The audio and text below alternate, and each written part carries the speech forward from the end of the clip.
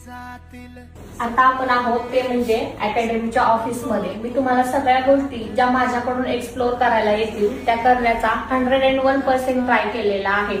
आता तुम्ही म्हणाल सगळं दाखवलं, जेवण दाखवलं, खाणं पिणं दाखवलं, कॅन्टीन दाखवलं, अभ्यासिका दाखवली. आता राहिला प्रश्न म्हणजे बार्बर प्लस डॉक्टर यांचा.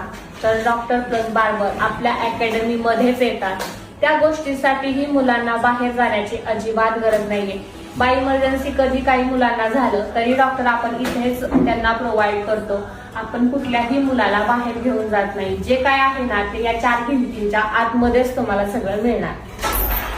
जानेवारी फेब्रुवारी तर चालूच आहे, म्हणजे आता येतील ते म्हणजे मार्च आणि फेब्रुवारीमध्ये बोर्ड एक्झाम्स. त्यानंतर मुले फ्रीज होतील.